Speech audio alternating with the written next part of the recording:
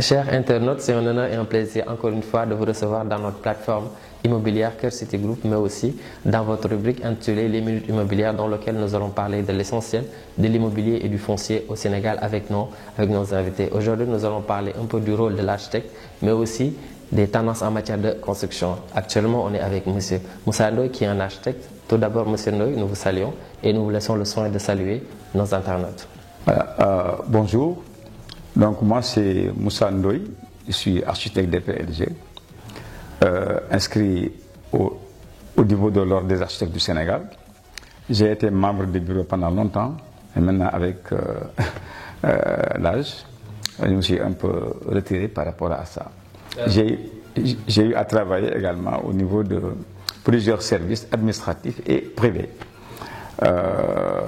J'habite ici à la cité Urbanisme, que j'ai moi-même conçu et suivi la réalisation avec la Banque de l'Habitat du Sénégal et assisté d'entrepreneurs qui sont aujourd'hui hors du circuit d'activité, mais on a eu à réaliser plusieurs opérations dans le cadre des coopératives d'habitat.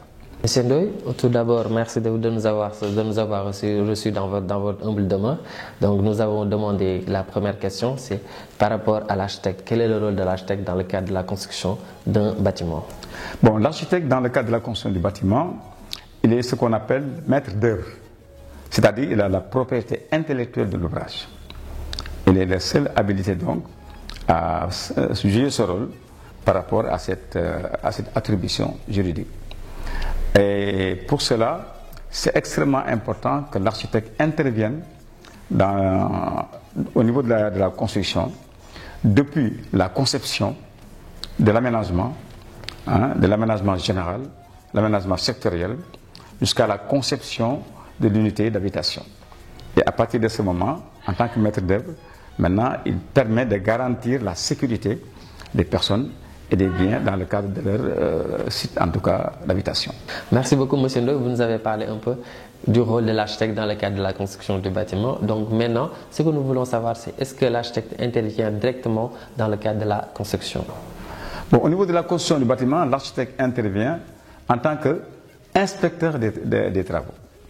Parce qu'après avoir fait son travail de conception, qui vient d'un programme qui lui aura été donné par le maître d'ouvrage, l'architecte conçoit le projet au profit du maître d'ouvrage.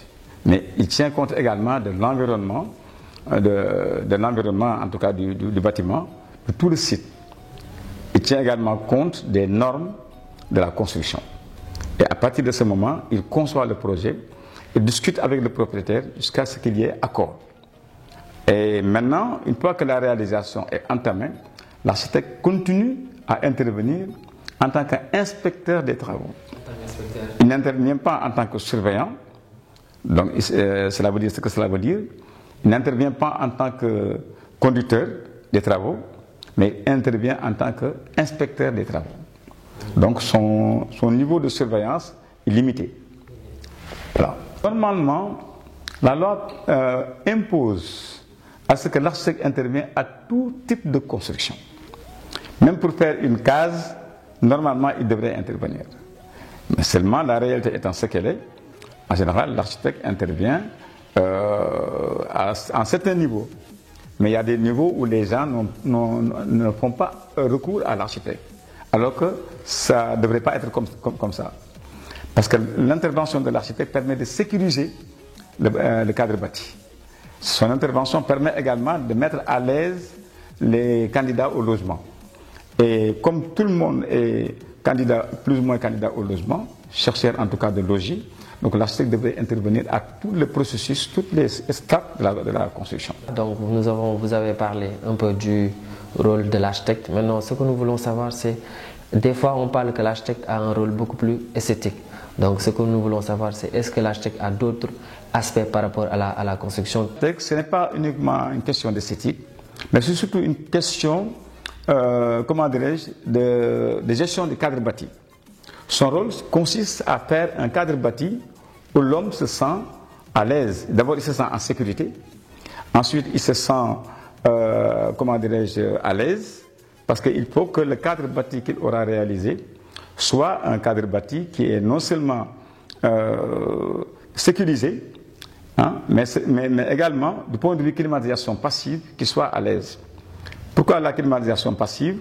Parce qu'une fois que la question de sécurité est réglée, au niveau de la climatisation passive, il faut que ça réponde aux contraintes des vents, du soleil, de la pluie et tout ça. Parce qu'au Sénégal, nous avons au Sénégal l'orientation des bâtiments qui est extrêmement importante parce que nous avons le soleil qui fait SOS en passant par le sud pendant 9 mois. Et nous avons également le soleil qui fait SOS en passant au centre pendant 1 mois et SOS en passant au sud pendant un peu moins de 2 mois. Ce qui fait que sur les 12 mois, le soleil fait 9 mois, passe 9 mois au sud. Donc quand nous faisons des bâtiments, il faut qu'on insiste sur le fait que les murs qui sont orientés au sud soient bien protégés par rapport au soleil. Parce que les murs reçoivent le soleil par rayonnement, les transmettent par conduction à l'intérieur de la pièce. Et si c'est des chambres d'habitation, la nuit, on est obligé d'utiliser de l'énergie pour rafraîchir les ventilos, la climatisation passive ou naturelle, ou artificielle plutôt. Donc par rapport à ça, l'architecte joue un rôle important sur l'orientation des bâtiments par rapport à tout ça.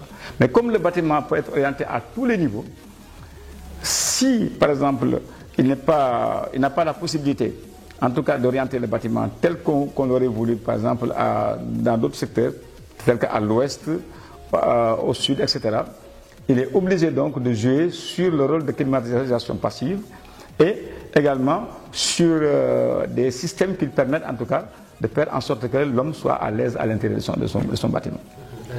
Maintenant, M. Ndo, nous voulons vous demander comment faire pour traiter avec un architecte. Donc, est-ce qu'il est possible de traiter directement avec un architecte ou bien il est possible aussi de passer par l'ordre des architectes pour traiter avec un architecte dans le cadre de la construction d'un bâtiment? Pour traiter avec un architecte, nous avons l'ordre des architectes qui existe déjà.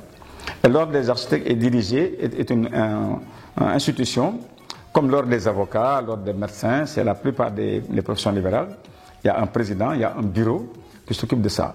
Maintenant, ils ont des normes qu'ils respectent. Et quand un client veut, en tout cas, faire recours à un architecte, il peut, en tout cas, téléphoner au niveau de l'ordre des architectes, prendre contact avec un architecte, discuter avec lui sur la base du programme dont il dispose. Et à partir de ce programme, maintenant, l'architecte conçoit le projet en tenant compte de tout ce qui est, toutes les normes, surtout essentiellement le niveau du terrain, la propriété du terrain, c'est-à-dire l'aspect juridique du terrain. Tout ça, si le terrain lui appartient, il vérifie avec les papiers du notaire que le terrain appartient parfaitement au monsieur. Si le terrain également se trouve dans une zone aménagée, parce que toutes les zones où on doit construire sont des zones aménagées, en tenant compte des plans directeurs, des plans d'aménagement sectoriels et des possibilités de construction telles que par exemple les zones destinées aux équipements, les zones destinées à l'habitation. Toutes ces zones sont définies par le plan directeur. Et une fois qu'il aura conçu le projet en tenant compte du programme qui lui a été donné par le propriétaire, l'architecte réalise donc le projet, discute avec le client jusqu'à ce qu'ils aient accord. Une fois que l'accord est obtenu, maintenant on passe à d'autres phases pour la réalisation. Mais avant la réalisation, il faut le choix de l'entrepreneur par le propriétaire ou en rapport avec sur le conseil de l'architecte. Et tout ça aussi s'est fait sur la base d'autres études. Parce que ce n'est pas seulement l'étude de l'architecte qui permet de construire. Parce qu'une fois que l'étude de l'architecte est faite, il y a l'autorisation de construire donnée par l'État. Et une fois que l'autorisation également est terminée, il faut faire une étude de sol. Donc normalement, le laboratoire du bâtiment et des travaux publics doit fournir une étude de sol, commanditée bien sûr par l'architecte en rapport avec le client. Ensuite, il y a ce qu'on appelle le plan de structure, le plan de béton armé, qui est fait par d'autres bureaux qui sont des bureaux spécialisés où il y a des ingénieurs chargés de faire l'étude de structure du béton armé sur la base de l'étude que l'architecte aura fait. Et après tout cela maintenant, les travaux peuvent démarrer avec la prise également de garantie. La prise de garantie par une société d'assurance pour assurer la construction. Et une fois que la construction est assurée, que le crédit est obtenu, que le travail de l'architecte soit terminé, maintenant l'architecte passe au plan d'exécution, au plan de béton armé, au plan d'exécution. Une fois que tout ceci est terminé maintenant, il y a la passation du marché et les travaux peuvent démarrer. Monsieur Ndoye, en tant qu'architecte, nous voulons vous demander quels sont les problèmes qui peuvent survenir si une personne conçoit sa maison ou bien donc son projet d'habitat sans pour autant consulter un architecte. Parce que le danger qu'il y a s'il ne passe pas par un architecte, c'est que le problème c'est qu'il ne maîtrise pas le sol. Il ne sait pas si le sol est un sol argileux, qui est mauvais pour la construction.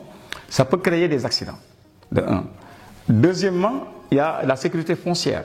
Il peut construire sur un terrain qui appartient à un autre, qu'on lui aura vendu, mais qui ne passe pas par les normes. Il n'y a pas d'intervention du notaire, il n'y a pas d'intervention des domaines. Hein? Il n'y a aucune intervention qui lui permet, en tout cas, de sécuriser sa propriété.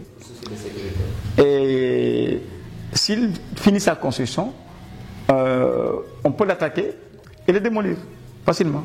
Et pendant la construction, s'il ne passe pas également par un architecte, il y a un problème de sécurité. Parce que la construction, il faut connaître le sol, la nature du sol. Ensuite, faire le dimensionnement des structures, après la construction, le dimensionnement des structures, et sécuriser le bâtiment à tous les niveaux, au niveau des fondations, au niveau de la structure, c'est-à-dire des poteaux et des poutres, etc., au niveau des dalles et au niveau de la protection des dalles. Et tout cela, ça demande quand même un certain savoir-faire et une certaine légitimité qui vous permet vous-même d'être sécurisé, de sécuriser votre investissement. Pour sécuriser son investissement, il est préférable de passer par un architecte. Vous nous avez parlé un peu des problèmes par rapport à l'absence d'un architecte dans le cadre de la construction d'un bâtiment ou bien de la conception d'un projet d'habitat. Maintenant, ce que nous voulons vous demander en tant qu'architecte, c'est quels sont les conseils que vous donnez aux personnes qui veulent donc bâtir une maison ou bien qui veulent élaborer un projet d'habitat. Bon, moi, je pense que les personnes qui veulent investir dans l'habitat, ils ont énormément de possibilités. Parce que d'abord, au Sénégal, l'État a favorisé l'accès aux fonciers à partir des éléments qui étaient existants là.